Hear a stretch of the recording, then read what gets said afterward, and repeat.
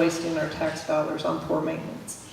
Okay, that's a good question. As far as problem, I doubt if we ever had an engineer when these roads started. So, back then. So, and I'm not going to sit there and say it's all the employee problems either. It's a little bit of both. But as far as design, a lot of it's running out of money and not putting rock down. A lot of it's letting it go.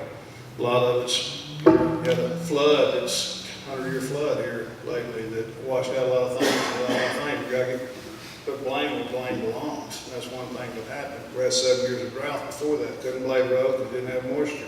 A lot of variables play into it. One thing I want to do is we're not finessing these roads, what I call it, and I think that's something we should be doing in the county.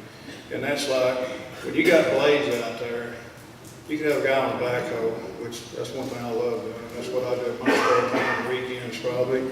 And go out there and clean out around these culverts with these blades that sit there and push a little dirt up. Then you get a small rain, it just shoves that dirt right on in that culvert. Before long, you get a culvert that's stopped up. I think there's a lot of finesse that needs to be done.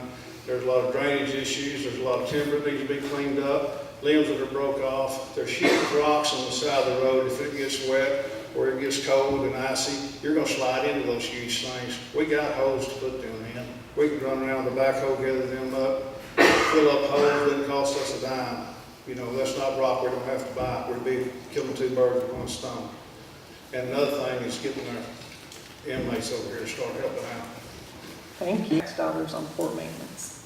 Yeah, I think Roy made a good point. You know, these roads were put in from farmers and ranchers years ago, and there probably wasn't any design to it. They were probably section roads at one time, and then we've put roads in different places, abandoned some roads. But I think you can't worry about where it was. You need to look at where we are now and what we're going to do to address now. Obviously, water retention in the road is an issue. And cleaning out the culverts, providing a way to get that water off of the road, and as opposed to it running down the middle of the road, which it is now. One thing that I have already been doing is visiting with some of the rock plants, some of the heavy equipment dealers, and some of the companies that will help provide training to our crew. I've already been on that, I've already been visiting that, and they are willing to come into this county at zero cost to the taxpayers and help to train our employees how to operate this machinery. Even though you may have driven this equipment for 15, 20 years, you may not know exactly how to do it because you weren't trained properly. So we may have to back up a little bit, train our employees, and then we're able to go forward and address a lot of these drainage issues. Crowning the road obviously is a big deal, providing water management and getting the water out the road. Thank you. We need engineers. That might be a good question to ask everybody too. Employee training and education problems, and what are you going to do to make sure that we aren't wasting our money? It's obvious that there was not much engineering going on when they built these roads originally. It's kind of like our farm to market roads, they kind of picked a place to go, and that was done back in the 50s with the farm to market roads. The engineering has to be done. We've got to crown our roads. You can put all the rock you want on the road. If it hadn't got a crown to it, all you're doing is wasting money. You got to get the water away from the road. That's the #1 element. You got to provide a proper road bed, and you have to do a little engineering on that. You know, we're always talking about taking transit out and looking at it. We need to get a level in this county. We can get a laser level. They're not that expensive to put on one of these road graders. We need some equipment, and yes, we need to train our employees. One of the resources we can use, and I will use, is the TEACS program. It's what we used when I sent firefighters, volunteer firefighters from Forestburg out to training. The state provides training in Montague County for your motor grader drivers and your heavy equipment operators. That program's in place. It's been very successful in a lot of counties. So it is a combination of both factors.